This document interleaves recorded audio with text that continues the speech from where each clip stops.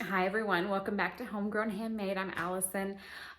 Today, I know it's almost Christmas. Y'all can probably tell by my decorations in the background, but I was gonna do a little bit of a winter, I guess, garden tour. I hesitate to even call it a garden. It's more my patio garden, but I thought I would show you all what we're working with here.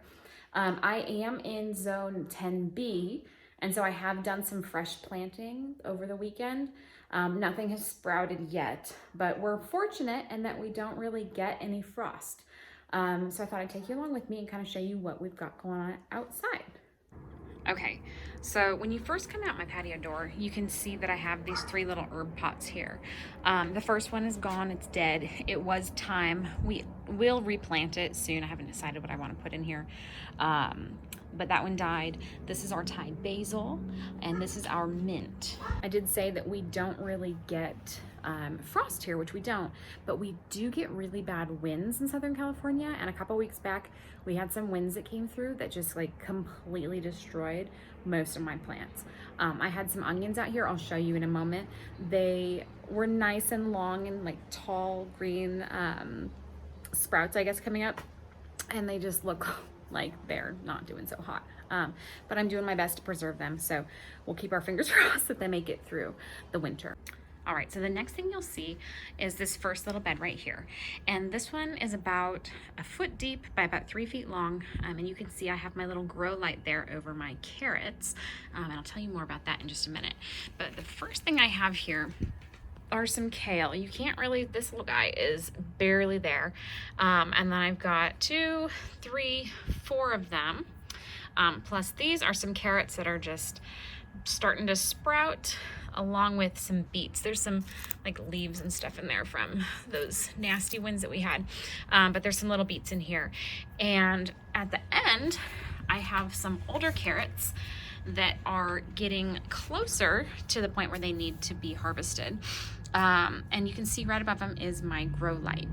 The reason that I have that grow light is because back here on this patio, it's about, I think it's about 6 feet deep by about maybe 20 feet. And then over here, this little corner is about the same, maybe 5 or 6 feet deep by maybe about 8 or 10 feet long. It's not very large, but we also, on top of not being very much space, we don't get very much sunlight. I'm gonna turn the camera so y'all can see. We have these beautiful trees that surround our patio. But with that being said, with all those lovely trees, we get wonderful shade in the summer. We also don't get very much sunlight. So all my little plants, I could not figure out what in the world was going on with them. They were super, super leggy. And I didn't know what leggy meant really, because I'm a new gardener here. But I kept looking at my kale and they had sprouted and they had these little, I'll show you. My kale had these little guys right here on there, like the first beginning sprouts, and they grew and they were like maybe 4 inches tall. I'm like, what in the world's happening? Why aren't they growing any kale leaves? And the reason for that is because I didn't have enough sunlight. So I purchased these on Amazon. This little casing here, I think I got 2 of them for about 16 bucks. And then it's a GE light that's good for greens and seeds. And I put them on. It needs to be around 6 to 9 inches above my plants. And I actually just fell in love with these lights. They are incredible. Within I think 2 or 3 days, my kale had started sprouting actual kale leaves, and mind you, they had been growing for probably over a month, and I'm like, what the heck is happening? They got these 2 little like nubby sprouted leaves on them, and then nothing else besides that. They were growing really tall. I kept putting compost on them, like fertilizing them, watering them, like babying them like no other. My garden is kind of my baby anyways. I could not get these darn things to grow. And so I put these grow lights on them just as a test, and like no joke, within a couple of days, they have these little tiny kale leaves sprouting.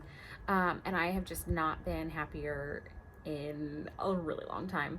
And so the other thing we did, so I went out and I actually ended up purchasing 2 more of those casings, which will be here, I think, today. And then I bought a light that is good for fruiting and flowering plants, and then 1 more for my seeds and my greens. And I'm gonna have, oh my gosh, y'all, these cats, can you see this? These cats make me want to lose my mind half the time. Like, what does he think he's doing? He's gonna break my tomato plant. Geary. My cats, if you can see them behind me, they're like going crazy. I have to monitor them because they come out here. That's the one thing that they do that breaks my heart is you can kind of see on these little kales, like this one right here is not doing super hot. This one's doing really well, but you can see like right here, these cats, especially that little black one that you just saw, they come out here and they eat the kale leaves off. And so they're not allowed outside unsupervised. This is my 4th one. It was doing really, really poorly, but I'm hoping that it's gonna rally and come back. So those are my little kales. And then my carrots, these, as you can see, are much larger. They are hopefully gonna be ready to harvest in the next 3 or 4 weeks. The next thing you'll see in our little garden, you see, we kind of have our Christmas lights up too right now, is our lemon tree. And this is actually really awesome. So I don't know if y'all are gonna be able to see this, but down here is where all of our compost is. We have these little compost bins, I'll show you in a minute. They're by the front door, or by the back door here. And as they get full, they're not very big. Steve and I have been emptying them out into the lemon tree here because there was just a ton of space. And the soil down here is like the richest, deepest, darkest soil you've ever seen. And it just feels good in your hands. And there are just millions. See if I can find it. See, there's just gazillions of earthworms in here. So that is probably I don't know, I want to say everything is my favorite thing in my garden. But that's where we kind of have our really good compost that I use when I'm, wanting to fertilize my plants. And our little lemons are just starting to turn yellow. They're almost there. Right in front of them is what we're going to call the salad bowl. This was planted. Again, my lovely cats ate all my lettuce down. So again, they're not permitted outside unsupervised. But over the weekend we planted about half of this right here. We just did direct sow. It's going to be a lettuce. I think it's called Yedikul. It's an heirloom variety from Baker Creek. And then the other half right here, again, I just direct sowed some scarlet kale. So I'm really excited to see that come up. Nothing is sprouting quite yet. But I wouldn't expect it to. I think it still needs about another 3 or 4 days before we'll start seeing some little green. The next thing you can see behind me here is my pride and joy, my tomato. And I was thrilled the other day. I'm going to post pictures on the Instagram and a few of my little baby tomatoes. We have 2 babies, so hopefully they will start to do better now that I have this light right here. This one that I have on it now is actually one that is designed for fruiting and flowering plants. It's like a redder bulb. The other bulb that I have is for greens and seeds, or for starts. And that one is a whiter light. I think it's a bluer light technically. But this one here, once I started putting it on my tomato, it started to fruit as well. I'm gonna show you in just a moment here. It's covered, I don't know if you can see it, has tons and tons of flowers. You can see there's some down here. I mean, it, no joke, gets tons and tons of flowers on it. There's some right in here too. But they were not fruiting. And so I put you see my little baby tomato. I've got one here, and then I've got one back here in the back as well. Once I put that light on them, they started doing so much better. So I'm really, really happy with that. And then next to it, these are my onions that I was telling you about that didn't do so well in the wind. I kind of have them propped up as best I can, but here's the little stalks from my onions. They're doing, they're still green. They still look like they're doing okay. And then next to it is my garlic. I planted that. It didn't start sprouting until after we had those really bad winds. So the garlic's doing okay. There's one more head of garlic right there. And then these little guys sprouted up on their own. I think that they're beets. I have some other starts that look kind of similar.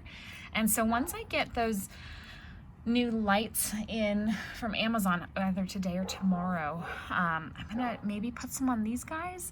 It's hard. I can't decide which ones to do for which.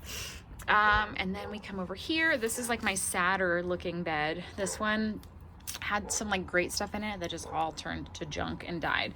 But I've got another like little wispy, trying to not die onion. A third wispy or fourth wispy trying not to die onion, and then some celery here that's kind of, this was actually, I grew it from like a stalk that I had cut down. And then I have this little celery right here my mom gave me. It was a starter from a local nursery. And that is it for like my vegetable garden, if you will. I do have right here on this little table this is exactly what I did with my other celery. So when you get celery from the store, y'all, I don't know if you knew this, but if you chop it off, you know, this is like maybe 3 inches from the bottom. If you put that base in some water, and I know this water looks super nasty, I need to clean it out, but it'll start to sprout up and get new growth, and then you can plant that. And so that is what that little celery that's over here, that's how he started off. And the only other thing I have out here is this little stand. It's just like the other stand that I had on the other side. It has a few things. This was an orchid. It's, you know, it's December, so it's not really orchid time anymore. And it had these other little plants in it. I'm not quite sure what they were. The cats had chewed them down to little nubs, and so we put it out here, and they're starting to do much better. This was like just a little indoor plant. I don't even know what it was. I got that for Steve a while back. And then just so you all can, like, just a testament to the weather, I guess, that we have here, this is a hyacinth. And I had planted it out here. It was one I bought from Trader Joe's that had died in the spring, and I left it in the pot because I was lazy, and it has now resprouted, and it's December 22nd today, and I have a hyacinth that is growing in the middle of December. And then the last thing here, not doing super well, is our dill. It got kind of worked again by the winds that we had not too long ago. It's not terrible, and I might try to salvage it as best I can, but we may end up needing to tear it out and replace him this year. So yeah, I just wanted to kind of take you all with me, show you what little bit of space that I'm working with. I'm really excited. I've been doing lots of reading and lots of learning over this fall and winter season.